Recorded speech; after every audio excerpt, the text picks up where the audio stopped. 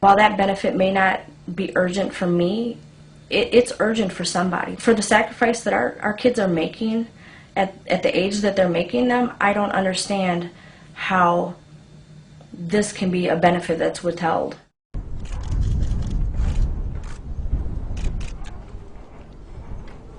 Families who in the last few days had that awful knock on the door where they were told that their son had died in service to this country in the United States military.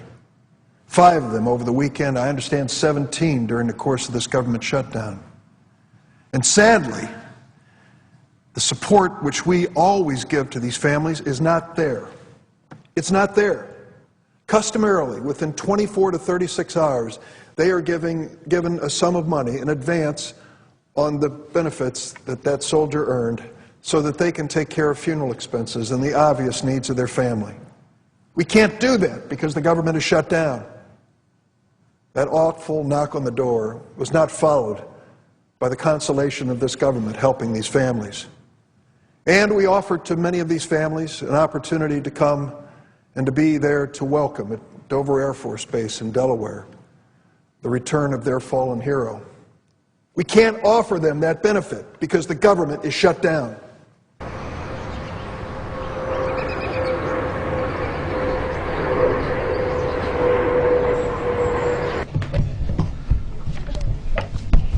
The Department of Defense informed Congress that the Department would be legally unable to pay death benefits were there to be a lapse in DoD appropriations. In other words, informed Congress prior to the lapse that that would be the case if there were to be a lapse.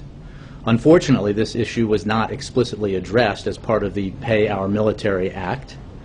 The President was very disturbed to learn of this problem, and he directed the Department of Defense to work with the Office of Management and Budget and his lawyers to develop a possible solution. And the President expects this to be fixed today. Thank you, Mr. Runyon. Ms. Kirkpatrick, you're recognized for 5 minutes. Thank you, Mr. Secretary. One of the important projects that the VA has been working on is the...